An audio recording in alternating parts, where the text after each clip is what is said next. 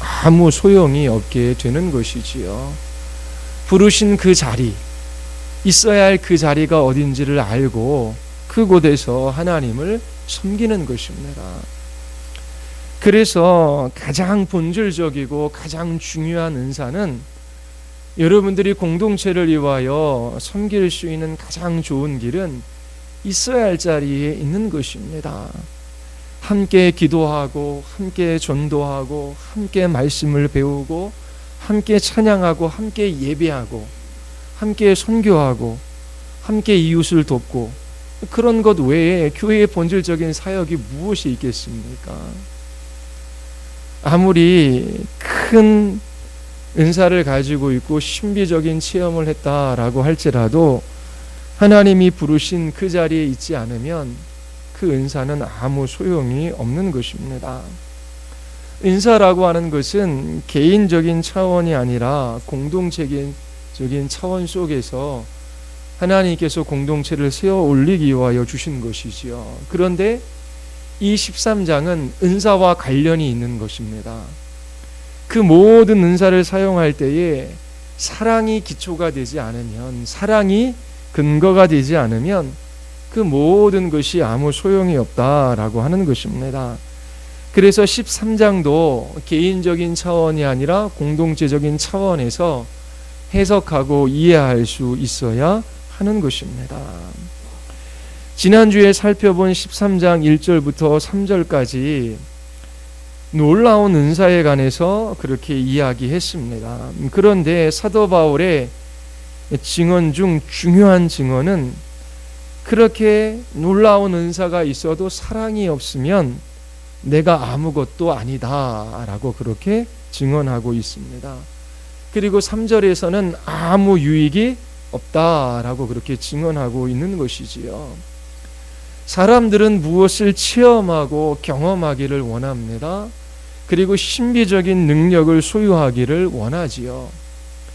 자기 자신의 언어로 마음 깊이 있는 단어 하나하나를 길어 올려서 기도하는 것보다 신비적인 언어로 기도하는 것이 더 신앙이 좋은 것처럼 생각하는 그런 때도 있었습니다. 수많은 사람의 방언을 하고 천사의 말을 할지라도 예언하는 능력이 있고 모든 비밀과 모든 지식을 알고 있고 산을 옮길 만한 그러한 믿음이 있어도, 이러한 믿음의 은사가 있어도 사랑이 없으면 I am nothing입니다. 나는 아무것도 아닙니다. 그리고 모든 것으로 구제하고 몸을 불사르게 내어줄 정도로 헌신한다라고 할지라도 사랑이 없으면 내게는 아무 유익이 없는 것이지요. 사도 바울이 말하고자 하는 것이 무엇이겠습니까? 무엇인가 신비적인 능력이나 체험이나 은사에 관해서 이야기하는 것이 아니라 인격에 관해서 이야기하는 것입니다. 사랑을 기반으로 해서 주신 은사들을 바르게 사용할 때에 나의 인격이 그리스도를 닮아가고 성숙한 그리스도인으로 변화되는 것이지요. 은사를 아무리 많이 받았다라고 할지라도 사랑이 없으면 아무 소용이 없습니다. 예수 그리스도를 닮아가지를 않아요. 하나님께서 우리를 구원하신 목적이 무엇입니까? 이스라엘 백성들을 종되었던 애굽 땅에서 구원해 내시지요. 그들을 구원해 내신 것은 가나안 땅에 들어가게 하시기 위함입니다. 그런데 가나안 땅에 들어가는 것이 궁극적인 목적이 아니지요. 하나님께서 이스라엘 백성을 제사장 나라 삼는 것입니다. 거룩한 백성 되게 하시는 것입니다. 13장에 따르면 진실로 사랑하며 살아갈 수 있는 사람 되게 하시는 것이지요. 거룩한 하나님의 백성으로 나타나기를 하나님께서 원하시는 것입니다. 우리의 성품과 우리의 인격이 변화되어져서 예수 그리스도를 닮는 것이 목적입니다. 아무리 많은 은사를 소유했다라고 할지라도 그 사람의 성품과 인격에는 어떠한 변화도 없을 수 있어요. 그리고 육체적으로 그 은사를 사용함으로 말미암아, 육신으로 그 은사를 사용함으로 말미암아 그 은사 때문에 오히려 당짓는 일과 분냄과 갈등과 분쟁 그리고 투기 같은 것들이 일어나는 것이지요. 고린도 교회가 그러하지 않았습니까? 어떤 은사가 더 중요하고 더 가치 있고 더 크냐라고 하는 그러한 싸움들이 일어났던 것입니다. 육체의 일을 따라 그렇게 살아가고 있기 때문입니다. 그래서 수많은 은사를 가지고 있다라고 할지라도 성령 하나님의 인도하심을 따라 사랑을 기초로 해서 그 은사가 바르게 사용되어지지 않으면 자기 자신의 영혼도 그리고 다른 사람의 영혼도 그 어떠한 성품도 인격의 변화도 없이 그렇게 살아갈 수밖에 없는 것입니다. 오히려 그 은사 때문에 교회 공동체가 무너지는 그런 일도 일어나는 것입니다. 그래서 사도 바울은 은사에 관해서 이야기하면서 그 은사보다 사랑이 더 중요하다. 그리고 그 사랑을 기초로 해서 하나님께 은사를 구하고 그리고 그 은사를 공동체를 세워 올리는 데 사용해야 한다라고 하는 것을 12장, 13장, 14장에 걸쳐서 이야기하는 것입니다. 우리에게 가장 중요한 것은 예수 그리스도 한 분입니다. 사도 바울을 한번 생각해 보십시오. 그에게는 어떠한 은사가 주어졌을까요? 놀라운 일들이 수없이 일어났습니다. 그런데 자기 자신이 경험한 것들, 자기 자신이 체험한 것들, 자기 자신이 가지고 있는 은사에 관해서 이야기하지 않습니다. 오히려 자랑할 것이 있으면 자기 자신의 연약함을 자랑한다라고 말합니다. 성령께서 역사하고 있기 때문이지요. 왜요? 자기 자신의 연약함으로 인하여 하나님의 크신 능력이 나타날 수 있기 때문입니다. 자랑할 것이 있다면 십자가만 자랑한다라고 그렇게 말합니다. 십자가를 바라보니, 십자가에 달리신 예수 그리스도를 바라보니 하나님께서 그의 피로 약속하신 그 모든 약속을 이루실 것을 확신합니다.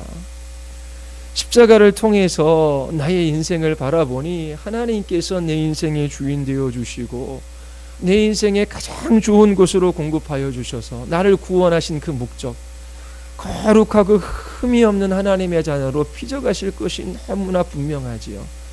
그런데 사람들은 거룩이 목적이 아닙니다. 정결하고 순결한 그리스도의 신부로 나타나고자 하는 그런 마음이 없는 것이지요. 신앙생활을 하더라도 남들보다 조금 더 부유하고 건강하고 안락한 삶을 살아가고 남들 가지고 있지 못한 은사를 가지고 있어서 놀라운 능력을 나타내고 그러면서 살아가는 것이지, 참으로 하나님, 제가 거룩하기를 원합니다. 참으로 하나님 사랑하고 이웃 사랑하며 살아가기를 원합니다. 하나님, 제가 예수 그리스도를 닮아가기를 원합니다. 주님과 더 깊이 교제하기를 원합니다. 그것 자체를 목적으로 삼지 않기 때문에 신앙생활이 자충우돌하는 것입니다. 사도 바울은 예수 그리스도 한 분만을 알기를 소원했어요. 다른 것을 위하여 사도 바울이 구하지 않지요. 모든 것들을 배설물로 여기고 예수 그리스도를 아는 지식, 그것만 하나님 앞에 구합니다. 예수 그리스도가 모든 것이기 때문입니다. 초대교회의 사도들과 신자들도 동일합니다. 그들에게는 예수 그리스도 한 분이 모든 것입니다. 예수 그리스도를 보았고 그로부터 말씀을 들었습니다. 그들이 보고 들은 것이 있기 때문에 그리스도인의 삶을 살아갈 수 있었던 것이지요. 특별한 능력이 있었기 때문에, 은사가 있기 때문이 아닙니다. 필요하면 하나님 앞에 구해야 하는 것입니다. 하나님께서 공동체를 세워 올리기 위하여 각색의 은사를 우리에게 주셔야 하지요. 그래서 그러한 은사가 성령의 역사하심을 따라 조화롭게 나타날 때에 공동체가 아주 아름답게 견고하게 서 나갈 수 있습니다. 여러분들의 삶의 목표, 목적 자체를 거룩으로 삼지 않는 한 신앙이 무엇인지를 잘 모르면서 살아갈 거예요. 여러분들이 살아가는 그 목적 자체가 하나님을 사랑하고 이웃을 더욱더 사랑하는 것에 초점을 맞춰져 있지 않다면 신앙생활하는 것이 무엇인지를 경험을 잘 못할 겁니다. 단지 예수님 믿고 천국 가는 것이 목적이 아닙니다. 하나님께서 이스라엘 백성들을 출애굽시키셔서 가나안 땅까지 이르게 하신 목적이 있듯이 여러분들을 향한 분명한 목적이 있습니다. 그것을 위하여, 그 거룩을 위하여 하나님께서 여러분들의 모든 것들을 사용하셔서 여러분들을 거룩한 사람으로 빚어 가십니다. 때로 고난이 있습니다. 환난이 있습니다. 그런데 환난 자체까지도 우리가 기뻐할 수 있는 이유는 그 환난이 우리에게 환난으로 끝나는 것이 아니라 그 환난 때문에 우리가 더 주님을 알고 더 거룩하고 온전한 사람으로 하나님께서 우리를 빚어갈 것을 알고 있기 때문입니다. 사도 바울은 은사를 이야기하면서 사랑장을 중간에 끼워 넣었습니다. 사랑이 중요한 것이지요. 그러면서 4절서부터 7절까지 사랑의 본질이 무엇인지 이야기하고 있습니다. 지난주에 말씀드린 것처럼 이 사랑은 헬라어 아가페입니다. 에로스라고 하는 단어를 사용하지 않은 이유에 관해서 여러분들에게 말씀을 드렸지요. 아가페라고 하는 단어 자체에는 이 에로스라고 하는 이 단어 자체에는 사도 바울이 그렇게 사용하고자 하는 그 의미를 담아낼 수가 없었습니다. 이 단어는 가치의 끌림입니다.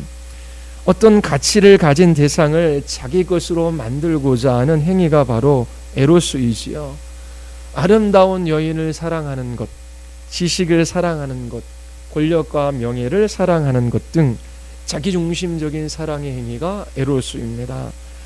그런데 바울은 아가페라고 하는 헬라어를 차용해서 이 단어 속에 이스라엘 백성을 향한 하나님의 사랑을 담아냅니다. 그리고 하나님의 백성들 간의 사랑도 표현해 냅니다.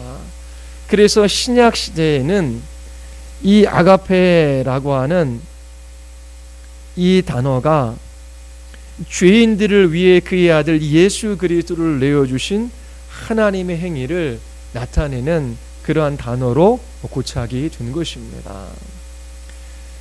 하나님께서 그 아들 예수 그리스도를 십자가에 내어주셨습니다. 하나님의 사랑입니다. 다른 곳에서 하나님 사랑 찾지 마십시오. 하나님 저를 사랑하시는 것이 맞습니까? 하나님, 저는 하나님께서 저를 사랑하시지 않는 것 같습니다. 왜요? 사업이 안 됩니다. 육체도 아파요. 자녀들도 문제가 생깁니다. 가정에는 고난이 찾아옵니다. 하나님께서 사랑한다라고 말씀하시면서 어떻게 이렇게 어려운 일들을 주실 수 있습니까? 그렇게 하나님 앞에 따지듯이 그렇게 나아가면 안 됩니다. 왜요? 그 아들 예수 그리스도를 내어주신 십자가의 사랑보다 더 큰 사랑이 어디 있겠습니까? 늘 우리가 기억해야 할 약속의 말씀이 있지요. 하나님께서 그 아들을 아끼지 아니하고 십자가에 내어주셨습니다.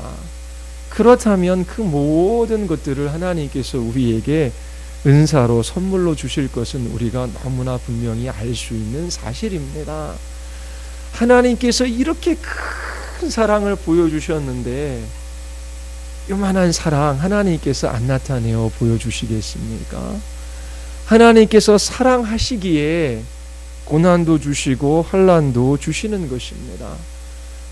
정말 좋은 것을 주시기 위하여 하나님께서 그렇게 이끌어 가시는 것입니다. 하나님의 최고의 사랑은 그 아들 예수 그리스도를 내어주신 십자가의 사랑입니다. 이 사랑은 인간에게서 찾아볼 수 없는 사랑입니다. 어떻게 그 누가 이런 사랑을 할 수 있습니까? 죄인을 위하여, 불경건한 자를 위하여, 악한 사람을 위하여 도저히 소망 없는 인생을 향하여 하나님께서 그 아들을 십자가에 내어 주셨습니다. 의인도 선인도 아닌 죄인들을 향하여 그 아들의 생명값을 지불한 이 사랑은 신적인 사랑입니다.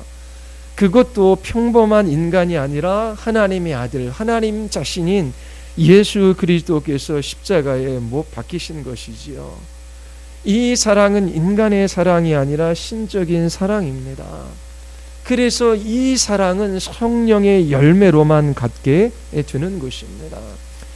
자기를 부인하고 자기 죽음에 이 십자가의 사랑을 할 수 있는 사람들은 성령 하나님께서 인도해 가시는 사람들만이 맺을 수 있는 열매입니다. 그리스도인들은 성령 하나님께서 내주하고 계십니다. 하나님의 사랑이 우리에게 흘러들어와 그 사랑이 다른 사람에게 이렇게 흘러나가는 그런 것을 연상하기보다 성령께서 우리를 거듭나게 하시고 회심하게 하십니다. 정말 예수 그리스도 외에는 아무런 소망이 없구나. 그리고 나는 정말 하나님 앞에 죄인이구나. 이 사실을 깨닫게 하는 것이지요. 그 누군가를 사랑하며 살아갈 수 있는 사람이 아니구나. 나를 사랑하는 사람, 또 내가 사랑할 수 있는 것만큼 사랑하지 나는 진실로 사랑할 수 있는 사람이 아니구나. 성령께서 죄와 죄의 비참함을 깨닫게 하시고 이러한 죄인들을 향한 십자가의 그 사랑이 무엇인지를 우리의 마음 안에 확증시켜 주십니다.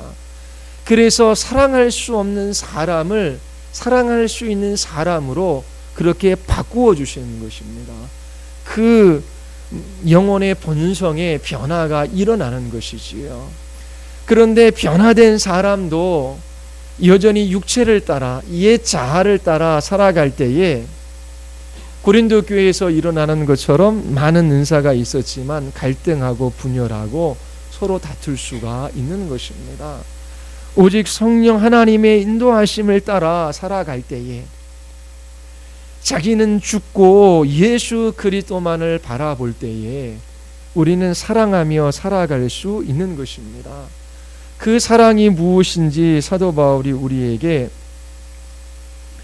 가르쳐 주고 있습니다.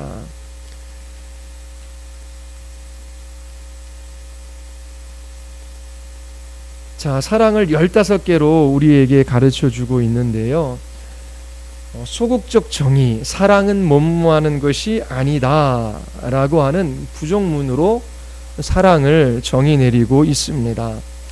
그리고 적극적인 정의로 사랑을 표현하고 있지요. 사랑은 못무하는 것이다 라고 하는 그러한 긍정문으로 사랑을 정의 내리고 있습니다. 소극적 정의를 먼저 살펴보도록 하겠습니다. 4절에 보면은 뭐로부터 시작하죠? 사랑은 오래 참건데 부정적인 정의를 먼저 살펴보면은 사랑은 시기하지 아니하며 라고 하는 것입니다. 시기하지 않는 것이 사랑하는 것이라고 말하고 있어요. 여러분 시기하는 것을 알고 있지요? 시기하는 이것은 사람과의 관계가 깨트려져 나가는 첫 단계입니다. 이 시기는 그릇된 경쟁 의식에서 파생되어지는 것입니다. 시기하는 사람 마음속에는 두 가지 의식이 있어요. 우월 의식 아니면 열등 의식입니다. 이 두 가지에 사로잡히는 거예요. 나보다 내 옆에 있는 사람이 칭찬받으면 어떻게 해요? 열등감에 빠지고 그리고 시기하게 됩니다. 그리고 다른 옆에 있는 사람과 나를 칭찬하면 우월 의식을 갖게 되는 것이죠. 이러한 시기로 인하여 사람들과의 관계가 파괴되어지는 것입니다. 이러한 시기하는 마음은 사람을 사랑의 대상이 아니라 경쟁의 대상이 되게 합니다. 여러분들 옆에 있는 사람이 경쟁의 대상입니까? 사랑의 대상입니까? 교회 공동체뿐만 아니라 이 사랑의 명령은 우리에게 주신 가정, 직장, 학교 공동체에 다 포함되는 것입니다. 세상은 경쟁에서 이기는 놈만 살아남는다라고 가르칩니다. 그런데 하나님께서 우리를 부르셔서 이 십자가의 사랑을 확증시켜 주신 이유는 사랑하며 살아가라고 우리를 부르신 것이지요. 율법의 완성이 사랑입니다. 시기하지 않는 것입니다. 내 옆에 있는 사람을 경쟁자로 여기지 않는 것입니다. 시기 다음 단계가 무엇이냐면 자랑하는 것입니다. 자랑하지 않는 것이 사랑이에요. 그럼 자랑하는 것이 무엇입니까? 이것은 자기 자신이 한 일이나 자기 자신이 가진 것들을 과장해서 말하는 것입니다. 왜 과장합니까? 남으로부터 칭찬받기를 열망하기 때문이지요. 과장을 통해서 의월의식을 드러내는 것입니다. 아니면 과정을 통해서 열등의식을 가리고자 하는 것이지요. 그리고 이러한 사람은 사람을 어떻게 생각하냐면 자기를 돋보이게 하는 도구에 불과하다라고 그렇게 생각하는 사람들입니다. 세 번째가 교만입니다. 교만. 교만하지 않은 것이 사랑하는 것입니다. 이 교만이라고 하는 것은 자신이 가지고 있는 것을 부풀리는 것입니다. 실제 자기보다 자신을 높은 자리에 올려놓는 것이지요. 실제 자기보다 자기를 더 크게 부풀리는 행위가 교만입니다. 이렇게 교만할 때의 사랑이라고 하는 것은 불가능합니다. 이때 사람은 지배와 굴림의 대상이 되어지지 사랑의 대상이 안 되는 것입니다. 다른 사람보다 높이 올라가 굴림하고 그렇게 지배하고자 하는 그러한 성향이 바로 교만입니다. 그리고 네 번째가 무례하지 않는 것이 사랑입니다. 무례하다라고 하는 것은 상대방에게 돌아갈 존경과 예의를 무시하는 것입니다. 교만한 사람은 무례히 행하는 그러한 죄를 지을 수밖에 없어요. 다른 사람은 이 사람이 너무나 수고하고 애썼더라고 칭찬합니다. 그런데 교만한 사람은 다른 사람을 인정하지 않습니다. 그것이 무례한 것입니다. 자기 자신이 좀 높은 자리에 있으면 내가 저 사람을 도왔기 때문에 저 사람이 저런 일들을 했다라고 말하는 것이지요. 그 사람에게 돌아갈 존경과 예의를 표현하지 않습니다. 자기 자신의 것으로 취하려고 하지요. 그것이 무례히 행하는 것입니다. 무례하게 행하는 사람들은 자기의 유익을 구할 수밖에 없습니다. 자기의 유익을 구한다라고 하는 것은 자기만 생각하는 것이지요. 자기의 기분, 자기의 감정만 구합니다. 남의 기분, 남의 감정 따위는 생각하지 않습니다. 지극히 이기적이고 독선적인 사람입니다. 그리고 사랑은 성내지 않는 것입니다. 성내는 것은 일상적인 화를 의미하는 것은 아닙니다. 이 성내다라고 하는 단어 속에는 발작을 일으킨다라고 하는 그러한 의미를 가지고 있습니다. 자기 뜻대로 안 되면 발끈하는 사람이 있습니다. 화를 내는데 그것은 자기 자신을 흉기로 사용하는 것과 같습니다. 상대방의 존재 자체를 부정해 버리지 않으면 속이 시원하지 않는 것이지요. 살아가면서 우리는 성을 전혀 내지 않고 살아갈 수는 없습니다. 의로운 분노가 있습니다. 정당한 분노가 있는 것이지요. 그런데 그러한 분노도 하루가 지나가기 전 그러한 마음을 가지고 있어서는 안 된다라고 성경이 우리에게 가르쳐 줍니다. 분을 내어도 사단이 틈을 타지 못하게 만들어야 하는 것이지요. 그런데 성내는 것은 이처럼 발작을 일으키듯 그렇게 화를 내는 것입니다. 그리고 악한 것을 생각하는 것입니다. 계산이 밝은 사람입니다. 악은 공동의 선을 해치는 일입니다. 발빠르게 계산해서 자기의 유익은 구하는데 공동체의 유익은 구하지 않아요. 악한 것을 생각함으로 공동의 선을 해칩니다. 자기 자신의 사욕은 반대로 치우는 것이지요. 이런 사람들은 불의를 기뻐하게 됩니다. 불의라고 하는 것은 나만 생각하는 것입니다. 사랑은 이 모든 것을 다 하지 않는 것입니다. 사랑은 시기하지 않는 것으로부터 시작되지요. 보통 열심히 있는 사람이 시기합니다. 열심히 있을 때 이 열심이 나의 열심인지 하나님의 열심인지 생각해 볼 수 있어야 합니다. 바울은 하나님의 열심에 의하여 붙들림 바 되어 자기 자신을 하나님 앞에 내어 드렸습니다. 그래서 바울은 시기하지 아니하고 자랑하지도 아니하고 교만하지도 아니하고 무례 행하지도 아니하고 그렇게 이 사역을 감당할 수 있었던 것이지요. 자기 자신을 위한 열심이 있으면 시기로 이어질 수밖에 없습니다. 시기하기 시작하면 이런 부정적인 진술에 나왔던 것처럼 교만하고 무례히 행하게 되고 자랑하게 되며 성내고 악한 것을 생각하고 불의를 행하게 될 수밖에 없는 것입니다. 그리고 사랑의 적극적인 정의 첫 번째가 무엇이죠?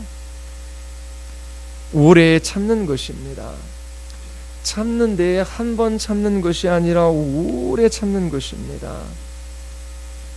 상대방이 나에게 고통을 가져다 줍니다. 내가 보복할 수도 있습니다. 그런데 인내하는 것을 이 오래 참는 것은 포함하고 있습니다.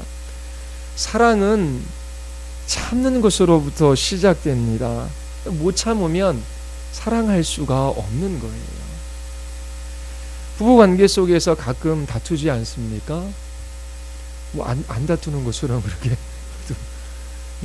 다툴 때에 아내가 보통 이렇게 이야기하지요. 내가 얼마나 오래 참았는지 알아? 그건 오래 참는 것이 아닙니다.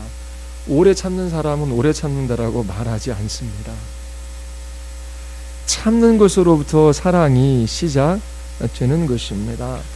한두 번 하루 이틀 참는 것이 아니라 오래 참는 것이 사랑이라고 우리에게 가르쳐 주고 있습니다. 이렇게 오래 참는 사람들은 상대방을 향하여 친절을 베풀 수 있는 마음이 생깁니다. 그것이 온유입니다. 온유. 험악한 짐승이 길들여져서 주인에게 충성하는 것이 온유가 아닙니다. 여기서 말하는 온유는 친절함을 의미합니다. 오래 참는 사람이 상대방을 향하여 친절히 대할 수 있습니다. 참는 가운데 성령께서 이렇게 참을 수 있는 힘을 주시고 평정심을 허락하여 주십니다. 그런데 분을 참지 못하고 쏟아내면 온유할 수가 없는 것이지요. 참다 보면 친절하게 대할 수 있는 것입니다. 그리고 이런 사람은 세 번째로 진리와 함께 기뻐합니다. 돈 때문에 기뻐하는 것이 아니지요. 다른 것 때문에 기뻐하는 것이 아니라 진리와 함께 기뻐하는 것이 사랑이라고 그렇게 이야기하고 있습니다. 때로 옆에 있는 사람이 마음에 들지 않아요. 결혼이 무엇인지 이제 결혼 신학을 배워가고 있지 않습니까? 진리의 말씀을 잘 알지 못했을 때는 결혼의 목적도 결혼의 이유도 잘 몰랐어요. 그런데 하나님께서 짝지어 주셨고 하나님의 영광을 위하여 그렇게 결혼이라고 하는 제도를 내셨다라고 하는 것을 알았습니다. 그리고 이 결혼의 목적은 행복이 아니라 둘의 관계를 통해서 교회를 향한 그리스도의 언약적 사랑을 드러내는 것이다 라고 하는 것을 배웠어요.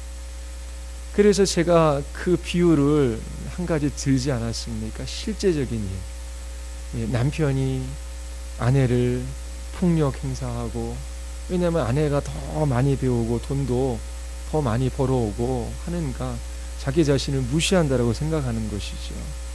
그러면서 폭력을 행사하고 술을 마시고 못살게 굽니다. 자녀를 낳았는데도 이 자녀가 그 염색체에 문제가 있어요. 장애아가 태어난 것이지요. 주위에 있는 모든 사람이 이혼해라. 이 분도 나의 결혼은 실패한 것이다 라고 생각을 했어요. 내가 어떻게 이런 사람하고 결혼했을까? 본인이 결정해서 결혼한 것이겠지요.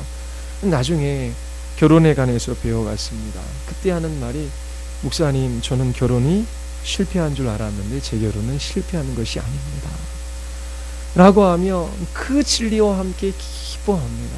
결혼이라고 하는 그 진리, 하나님께서 결혼을 통해서 이루고자 하시는 일이 무엇인지를 알자 그 남편을 예전에는 증오하고 미워했지만 하나님께서 나에게 짝지어준 사람이다 라고 하는 것을 인정하고 그렇게 하나님께서 주신 진리 때문에 기뻐합니다. 그것이 사랑이라고 성경은 우리에게 가르쳐주고 있습니다. 그리고 모든 것을 참는 것입니다. 이 참는다라고 하는 것은 덮어주는 것입니다. 적당하게 덮어주는 것이 아니라 완전하게 철저하게 덮어주는 것입니다. 지붕이 되어져서 그 모든 것으로부터 지켜주는 것이지요. 허물도 추한 부분도 사랑으로 덮어주는 것입니다. 노아의 세 아들 중 두 아들은 아비의 허물을 덮어주었습니다. 그런데 한 아들은 바깥에 나가서 이야기합니다. 아버지를 향한 사랑이 없었기 때문이지요. 그리고 사랑은 모든 것을 믿는 것입니다. 하나님과의 관계에 있어서의 믿음을 뜻합니다. 사랑은 모든 것을 믿는 것입니다. 하나님께서 이 사람을 통해서도 선하신 뜻을 이루어 가실 것이라고 믿는 거예요. 함께 더불어 공동체에 살아가다 보면은 교회 공동체 안에 예를 들어 보겠습니다. 정말 나와 안 맞는 사람이 있어요. 그래서 같이 무슨 일을 하기도 싫고 또 이렇게 부딪히는데 계속해서 이게 잡음이 나요. 그래서 저 사람하고 같이 일도 못 하겠고 함께 이야기하는 것도 어렵구나. 그러면서 포기하거나 안 보면서 그렇게 살기를 원하는 그런 마음이 들 때도 있어요. 그런데 사랑이라고 하는 것은 모든 것을 믿는데 그 믿음이 뭐냐면 하나님과의 관계 속에서 하나님께서 나도 거룩하고 흠이 없는 자녀로 빚어가실 것을 믿고 이 사람도 예수님을 주와 그리스도라 고백하니 하나님께서 이 사람 안에 선한 일을 시작하셔서 그리스도의 날까지 주님의 일을 이루어 가실 것이다. 주님께서 이 사람에게도 하나님께서도 선을 베풀어 주셔서 그 뜻을 이루어 가실 것이다. 거룩하고 흠이 없게 하나님께서 만들어 가실 것이다. 그것이 믿는 것이지요. 믿는 것이지요. 이것이 사랑입니다. 그리고 모든 것을 바라는 것입니다. 이건 소망한다라고 하는 것이죠. 바란다라고 하는 것은 지금은 보면 미흡하지만 바람직하게 될 것을 소망하는 것입니다.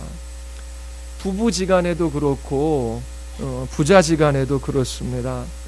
대부분 자녀들을 향해서 부족한 것이 많이 보이지요.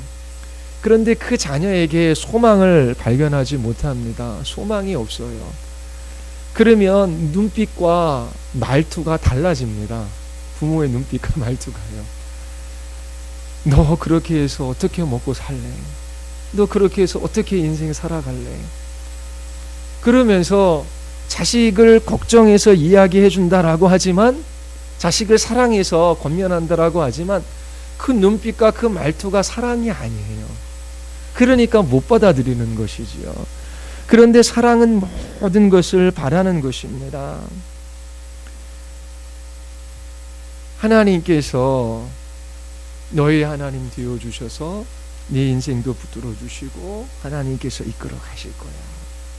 네가 비록 이러이러한 어려운 가운데 있지만 그렇게 하나님께서 이끌어 가 주실 거야.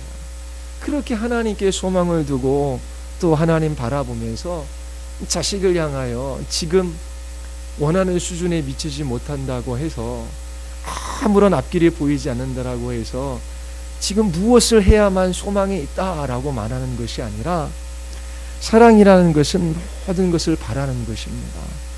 하나님과의 관계 속에서 하나님께서 반드시 일으켜 세우셔서 주의 자녀로 이끌어 가실 것을 그렇게 소망하는 것이지요.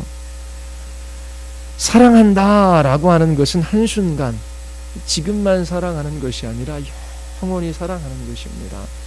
이 땅에서도 하나님께서 우리에게 배우기를 원하시는 것은 하나님 사랑하고 이웃 사랑하는 거예요. 그것을 여러분들을 구원하신 목적입니다. 천국에 가서도 사랑하는 관계예요. 하나님 사랑 계속하면서 그 사랑의 깊이와 넓이를 더해가는 것이고, 지금 공동체 안에서 우리가 사랑한다라고 하지만 여전히 우리 안에 있는 예자와 죄 때문에 사랑하지 못해요. 사랑을 조금 맛보기는 해요. 그 사랑의 열매도 맺어요. 그런데 완전하지는 않습니다. 그런데 주님의 나라에 들어가면 그 사랑의 깊이와 넓이가 더해져 가는 거예요. 온전히 사랑하게 될 수 있는 것이지요. 이 사랑은 마지막으로 견디는 것입니다. 견디는 것은 모든 것을 수용하는 것입니다. 사람은 누구를 사랑한다라고 할 때 그 사람의 좋은 부분만 사랑하려고 합니다. 그렇지 않은 부분은 배척하려고 하지요. 그런데 견딘다라고, 모든 것을 견딘다라고 했을 때 그것은 모든 것을 수용하는 것인데, 그 사람을 이해하려고 하는 것입니다. 그 사람 밑에 서는 것이지요. 그 사람 입장에 서는 것입니다. 그러면 이해가 됩니다. 그 사람의 처지에 처해 보면 그 사람이 이해가 되는 것이지요. 이해가 되면 그렇게 수용하고 받아들일 수 있는 것입니다.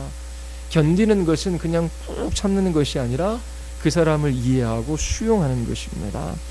이 모든 사랑은 참는 것으로부터 시작합니다. 오래 참는 것입니다.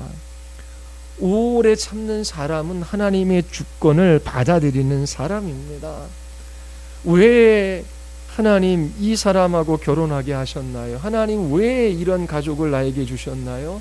하나님 왜 이런 부모를 나에게 주셨나요? 왜 이런 공동체를 나에게 주셨나요?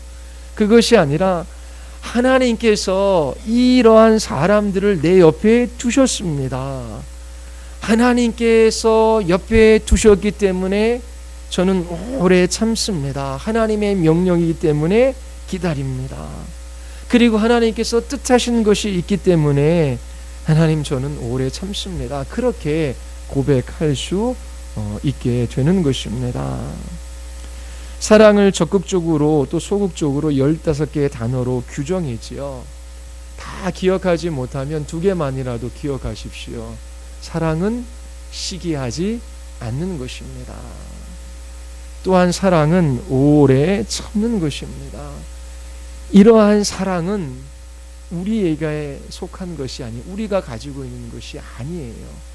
성령의 열매로만 맺혀질 수 있는 것입니다. 여러분들이 날마다 십자가 앞에 서서 하나님께서 어떠한 죄인을 구원하셨는지 그것을 생각해야 돼요. 그리고 예수 그리스도를 바라보아야 하는 것입니다. 그분의 약속의 말씀을 붙들고 성령 하나님의 인도하심을 구하며 그렇게 시기하지 아니하며 모든 것을 참는 사랑의 사람들로 나타나기를 원합니다. 기도하시겠습니다.